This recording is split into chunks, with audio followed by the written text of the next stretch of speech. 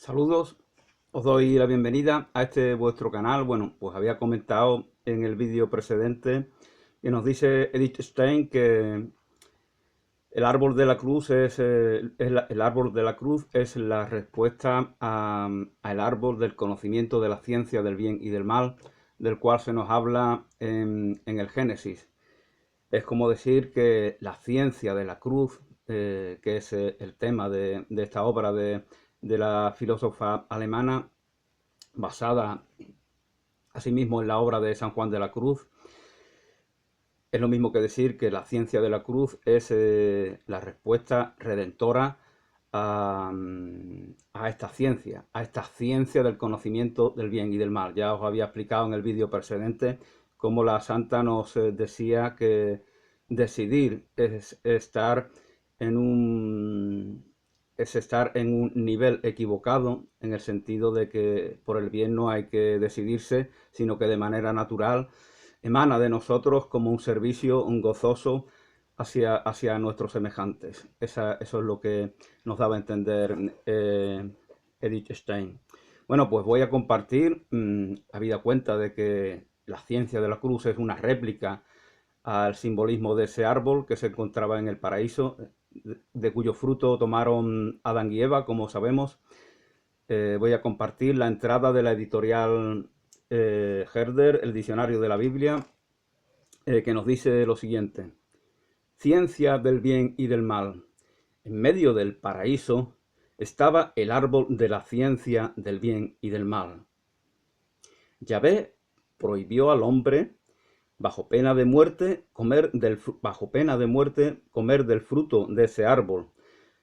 La serpiente aseguró a la mujer lo siguiente: Dios sabe que el día en que comiereis de él, dice la serpiente, se os abrirán los ojos y seréis como Dios, conocedores del bien y del mal. Después que ellos hubieron comido, dijo Yahvé: el hombre se ha hecho como uno de nosotros, dice Yahvé, de suerte que sabe lo que es bueno y malo. Está en su derecho, ya que es Dios, de hablar. Muchas veces lo hacen los escritores, ¿no? Cuando estoy leyendo justamente La montaña mágica de Thomas Mann, sobre el cual hice una serie de vídeos, sobre su otra obra famosa del Doctor Faustus, y en algunos momentos el escritor alemán se refiere a sí mismo en el plural, ¿no? Nosotros no sabemos qué le ocurrió a Hans Castor, o como se llame. Entonces es un recurso habitual. El hombre se ha hecho como uno de nosotros. Puede, como decía José Tissot, puede referirse a la iglesia de Dios. ¿Qué es la iglesia? Según este autor, la comunión de los ángeles y los santos. Eso es la iglesia. O sea que en cierto sentido todavía no los que somos pecadores, pues no somos parte integrante, activa de tal iglesia. Si no somos ni ángeles ni santos. La comunión de los ángeles y los santos es la iglesia de Dios, decía José Tissot. El hombre se ha hecho como uno de nosotros, de suerte que sabe lo que es bueno y malo. Bueno, también quería comentar, por ejemplo, recordando que parece ser que Pío Baroja escribió un libro donde criticaba, yo he leído algunas frases, el gran autor vasco, donde criticaba que el cristianismo persiguiera la ciencia, pero eso es una distorsión de lo que se está diciendo. O sea, es como si es como si hablamos del Partido Nacional Socialista y entendemos que esta expresión la podemos reducir a partido y que cualquier partido es el Partido Nacional Socialista. Eso es lo que está dando a entender Pío Baroja. Cualquier partido, el partido es un partido nazi de por sí, y sabemos que eso no es así. Pues con la ciencia igual. La ciencia del conocimiento del bien y del mal es una cosa muy específica. No es el conocimiento de la biología, de la física o de cualquier otro ámbito del conocimiento humano. Entonces está replicando a un nivel en el cual no estamos hablando. No se nos está hablando en el Génesis. la ciencia de la cruz. Es esa ciencia que se explaya en aquello que nos redime conforme a la teología cristiana. El hombre se ha hecho como uno de nosotros, de suerte que sabe lo que es bueno y malo. No serían precisos. Job también, otro de los protagonistas del Antiguo Testamento, no sabe del bien ni del mal. Vive gozosamente en su paraíso y de repente viene el demonio y con el permiso del mismísimo Yahvé, pues le amarga la vida, como bien se nos cuenta en el libro de Job.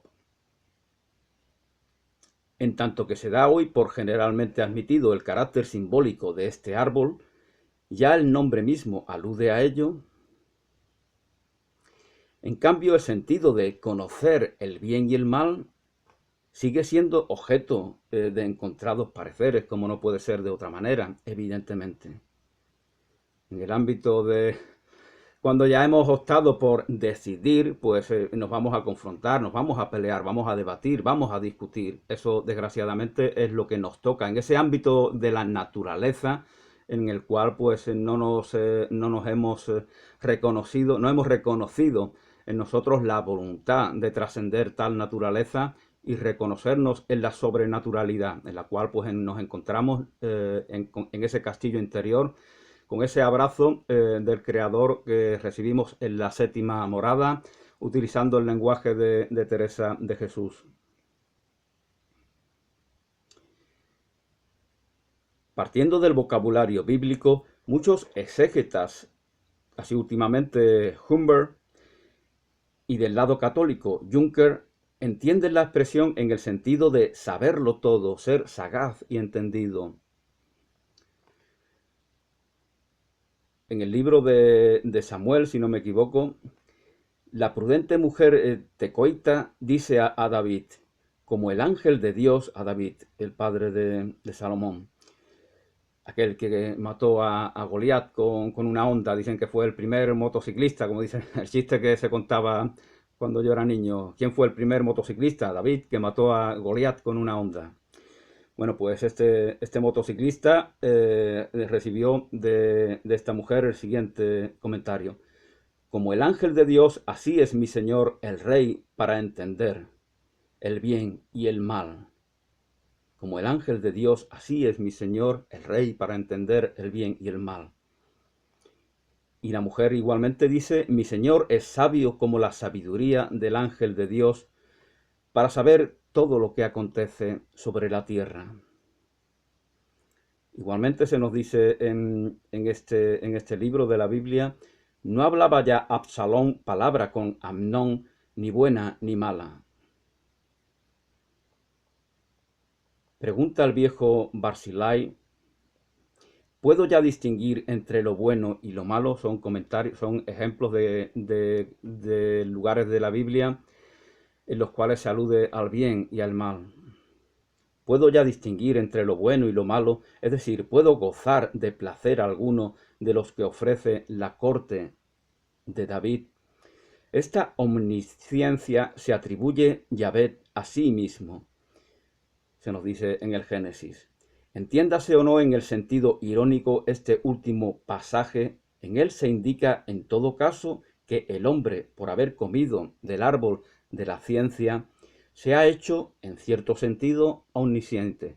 Por haber comido del árbol de la ciencia, nos hemos vuelto omniscientes en cierto sentido.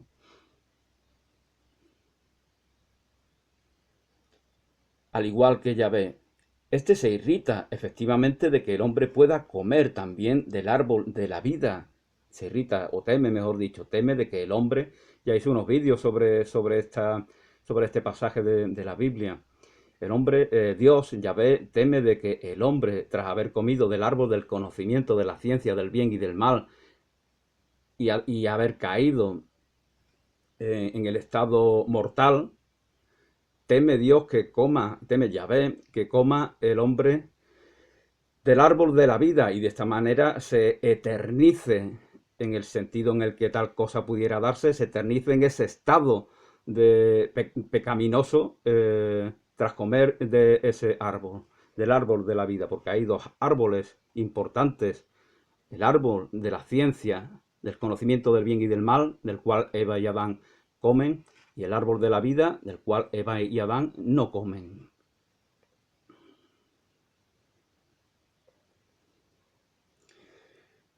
Teme Yahvé que el hombre pueda comer del árbol de la vida y vivir eternamente, como os comentaba, y le prohíbe acercarse a tal árbol. Si la expresión conocer el bien y el mal, fijaos ya en los vídeos que he hecho sobre Nietzsche, comentaba el trasfondo cristiano de toda la obra de este autor, bien como expresión de ese cristianismo o bien como oposición a tal cristianismo. Está determinada la obra de Nietzsche, por eso es tan interesante para los teólogos. ¿Quiénes son los idólatras de Nietzsche? Pues cada vez, cuanto más culto sea el lector de las obras de este autor alemán, menos devoción por él tiene realmente. Es decir, cada vez el perfil de los idólatras de Nietzsche, que lo toman como un fetiche Nietzsche, incluso rima, cada vez es más bajo. Y bueno, a todos los que nos gusta, aunque no seamos expertos ni titulados en el ámbito de la filosofía, pues sabemos que, como os comentaba anteriormente, que Nietzsche realmente pues, es un referente muy importante, no para ateos, sino principalmente para creyentes. Y esta es la paradoja que los seguidores mediocres de Nietzsche no comprenden ni pueden comprender. Ya en los vídeos que hice sobre Albert Camus, comentaba de cómo este autor francés criticaba que Nietzsche había anunciado la muerte de Dios, había proclamado la muerte de Dios, pero para resucitarlo de otra manera. Entonces para él, para este hombre ateo francés, Nietzsche no era un buen referente. Nietzsche mata a Dios porque eso es algo simbólico, pero luego lo quiere resucitar a través de los procesos que se nos cuenta en Así habló Zaratustra. Si la expresión conocer el bien y el mal se explica en el sentido de conocerlo todo, habría luego que explicar en qué sentido se ha hecho el hombre omnisciente como Yahvé. Otros lugares, por el contrario, señalan más la facultad de distinguir moralmente el bien y el mal. Esto ya es otra explicación del texto, otra interpretación del pasaje bíblico.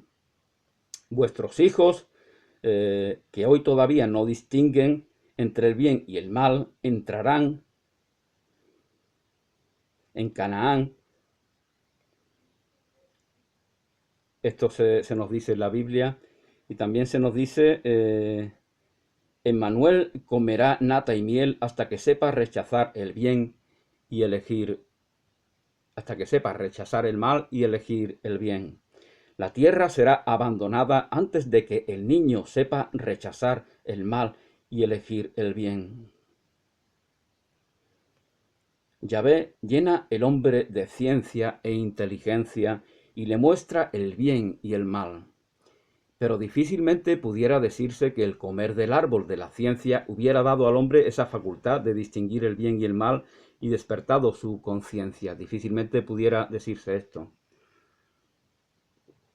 Entonces suena como si fuera un bien, valga la redundancia, comer de tal árbol del bien y del mal. Partiendo del hecho de que el descubrimiento de la desnudez fue la primera consecuencia de la transgresión, Adán se ve desnudo y se avergüenza de su desnudez, cosa que no hacía previamente. ¿Por qué? Porque ya lo relaciona con algo pecaminoso, con algo que tiene que ver con la culpa, que tiene que ver con la segregación, con la separación. A eso, cuando vivía plenamente en el paraíso y con todo el gozo que ello supone, no se enfocaba en tal cosa, no se enfocaba en su desnudez. Partiendo del hecho de que el descubrimiento de la desnudez fue la primera consecuencia de la transgresión, Otros refieren el conocimiento del bien y del mal a la esfera de lo sexual.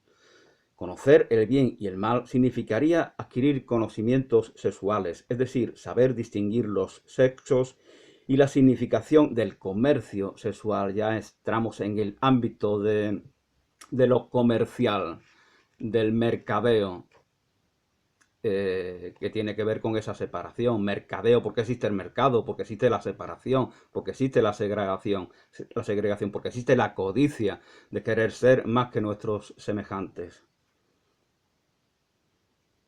Evidentemente, en el paraíso no existe el mercado, no existe el comercio. Por eso esa imagen de Jesús con esa cuerda donde ha hecho unos cuantos nudos, expulsando a los mercaderes del templo del Señor, eso es muy significativo. Y que eso aparezca en los evangelios tiene un mensaje que debemos de comprender y aceptar.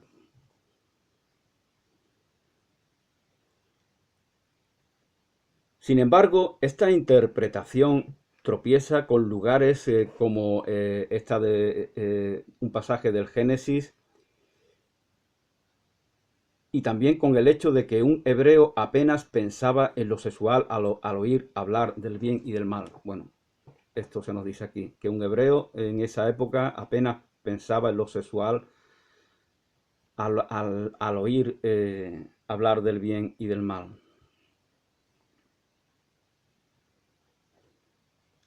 Otra cuestión, sin embargo, es saber de qué naturaleza fue la transgresión por la que se les abrirían a los hombres los ojos, y serían como Dios, conocedores del bien y del mal. Se les abrirían los ojos, lo esencial es invisible a los ojos, se decía Sam Exupéry en el famoso libro del Principito. Se les abrirían los ojos y serían como Dios, conocedores del bien y del mal, y por la que se les abrieron y conocieron que estaban desnudos. Aun cuando se rechace el supuesto sentido sexual de la expresión, siempre es posible que la transgresión misma, el comer del árbol de la ciencia, represente una falta sexual, como se nos explica en la entrada de pecado original. Pudiera tener razón cuando anota: este giro aposicional parece describir fundamentalmente algún teólogo posiblemente pudiera tener razón cuando nos dice que este giro aposicional parece descubrir fundamentalmente lo mismo que la fórmula ser como Dios.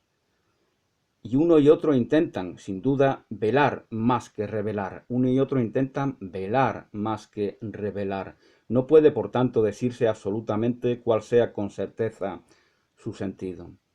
Por otra parte, si a Quell le parece que lo más cercano a la verdad sería la explicación de Wellhausen de que el bien y el mal sean lo que nosotros solemos llamar civilización, de que el bien y el mal sea lo que se suele llamar civilización, cultura, tal vez diría Oswald Spengler, entendiendo que este autor alemán llamaba civilización al periodo de decadencia de tal cultura.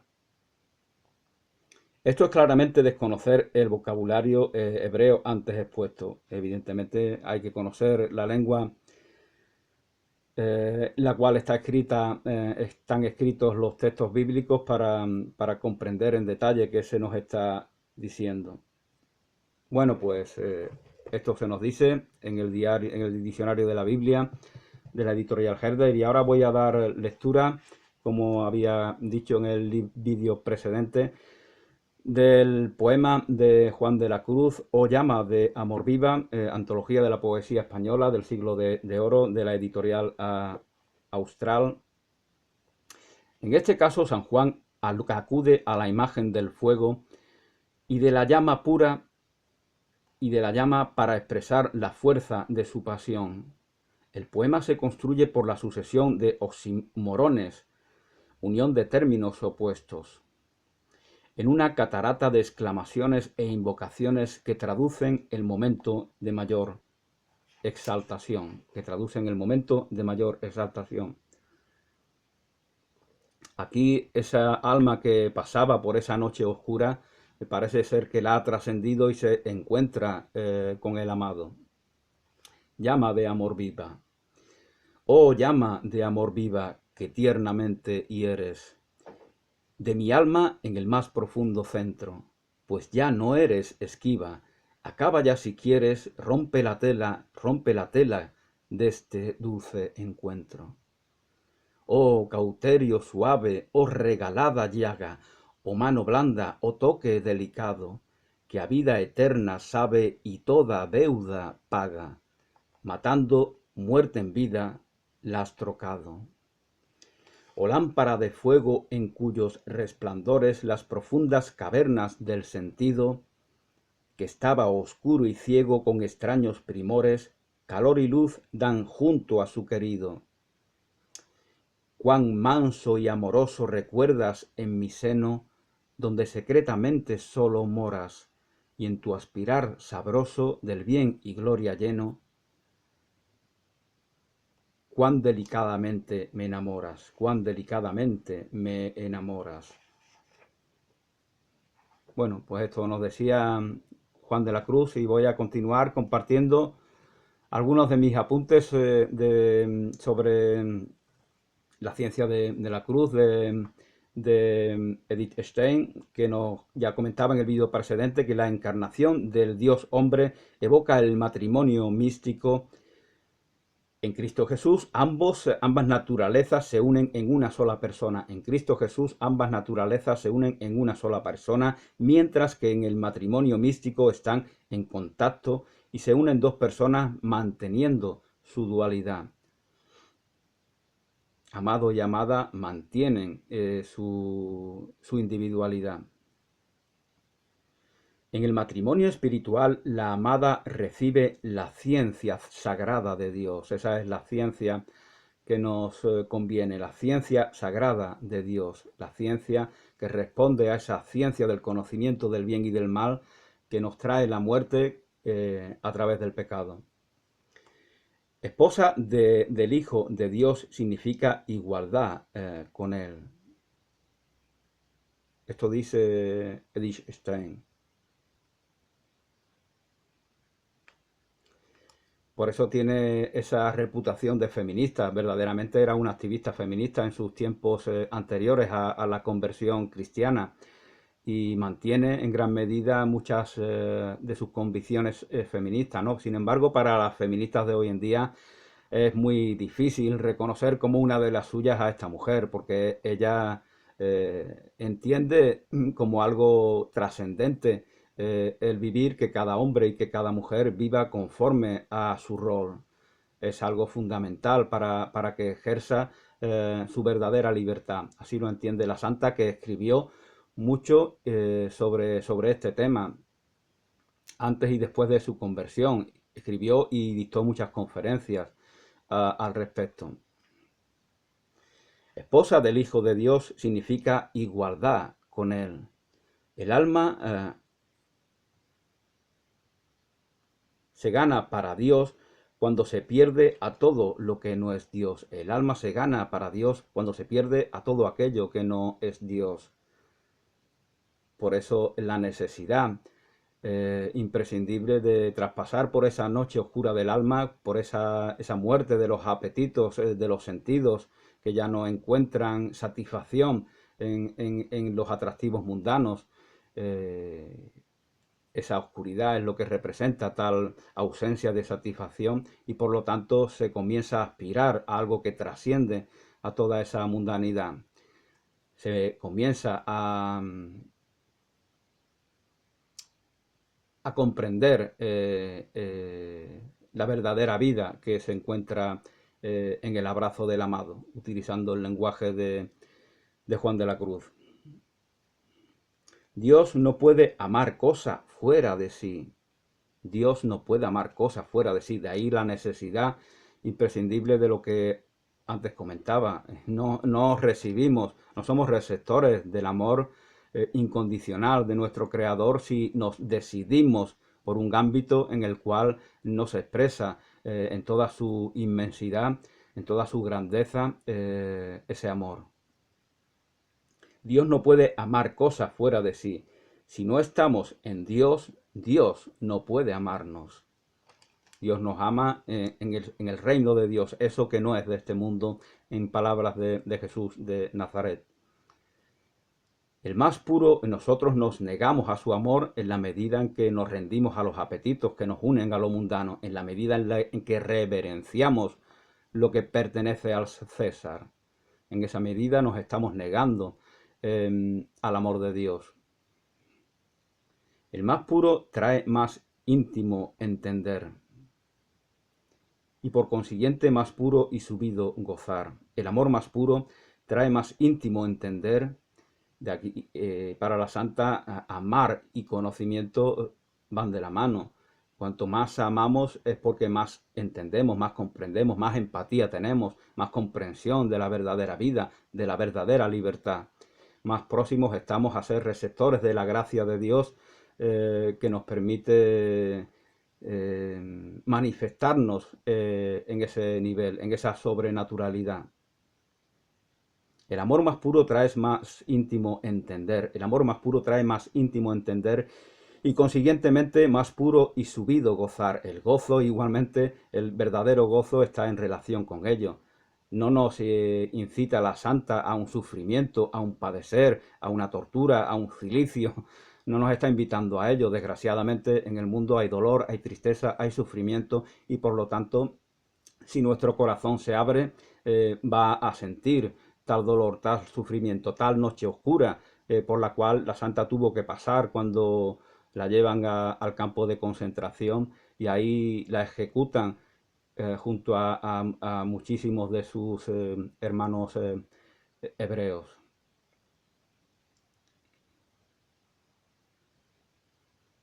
Y mantuvo siempre su dignidad, mantuvo siempre su calma, estuvo siempre al servicio, como se nos cuenta en tantas biografías de aquellos y de aquellas que iban a correr la misma suerte que ella, para intentar consolarlos, animarlos, para intentar compartir todo aquello a lo cual ella había despertado. Evidentemente esta figura, no sé si lo comentaba en el primer vídeo, pues en algunos ámbitos judíos pues no es muy simpática, ¿no? Porque, como decía creo que era alguna persona religiosa del judaísmo, la santa veía el mal que la santa pusiera al mismo nivel a los verdugos y a las víctimas, pero una persona religiosa no puede dejar de orar por todos. Su voluntad es reconocerse en un nivel en el cual no ve la separación y se ve responsable de todo tipo de mal que acontece en el mundo. Ve a los verdugos como víctimas también y por eso ora por ellos. No puede dejar de hacerlo. Ya nos decía Jesús, ¿no? Ora por tus enemigos, ama a tus enemigos. Si amas a los que te hacen bien, eso también lo hacen aquellos que van por malos caminos. Lo propio del amor es dar y lo propio del entendimiento recibir. Entendimiento, nos hacemos receptores de todo lo que a través de la gracia de Dios se nos concede.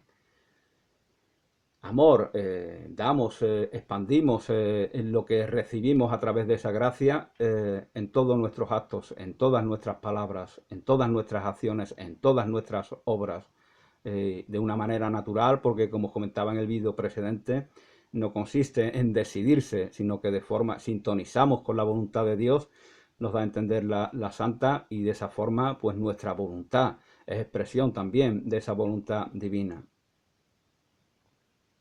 Lo propio del amor es dar, lo propio del entendimiento recibir. Fijaos también aquí esta dualidad, esto ya nos evoca en cierto sentido los aspectos masculinos y femeninos sobre los cuales va a hablar mucho Edith Stein en algunas de sus obras. El hombre, este es el lenguaje mío, no de la santa, el hombre es eléctrico, el hombre está en sintonía con ese dar, con esa expansión que se hace agresión cuando no expresa la grandeza de esa gracia, la grandeza de ese amor divino. mientras que la mujer es magnética y está en relación con la recepción. De ahí que sea menos agresiva, sea menos... esté menos predispuesta a cambiar la realidad a la cual nace, a la cual se incorpora cuando viene al mundo. Pero estos aspectos masculinos y femeninos están tanto en la mujer como en el hombre. Una cosa son los aspectos masculinos y femeninos y otra cosa es el rol del hombre y de la mujer. De la misma manera que los hombres tenemos pezones, pues igualmente en el ámbito inmaterial, pues tenemos aspectos femeninos, aunque de una manera menos explícita a como se da en las mujeres. Al que venciere, yo le haré sentar conmigo en mi trono, al igual que mi Padre me hizo sentar en el suyo. Esto se nos dice en la Biblia. Aquel que venciere, yo le haré sentar conmigo en mi trono, al igual que mi Padre me hace sentar en el suyo, dice Jesús. El alma se da al ser trinitario. Y con esto voy a poner término a este nuevo vídeo sobre la ciencia de la cruz. El alma se da al ser trinitario, otro tema controvertido este de la Trinidad. El alma se entrega a la voluntad paterna de Dios, que por así decirlo, engendra de nuevo a su Hijo en ella, engendra de nuevo. Aquí está ese Cristo que nace en nosotros, al cual me refería en otros vídeos. Ese encuentro amoroso con el Creador permite que se dé fruto. ¿Cuál es ese fruto? El Hijo de Dios, el Cristo que nace en nosotros. Se une ella al Hijo y querría perderse en él a fin de que el Padre no vea ya nada en ella más que a su Hijo. Negamos nuestra individualidad mundana para reconocernos en su Hijo sagrado, en el Cristo que nace en nosotros. Su vida se une al Espíritu Santo. Padre, Hijo, Espíritu Santo. Su vida se une al Espíritu Santo, se transforma en efusión de amor divino. Su vida se nos transforma en efusión de amor divino cuando el Cristo nace en nosotros gracias a ese matrimonio entre la amada, el alma, y el amado, su Creador. Esto nos dice en Ser finito y ser eterno. Ser finito y ser eterno. Otra de las obras importantes de Santa Teresa Benedicta de la Cruz, Edith Stein. Gracias y hasta pronto.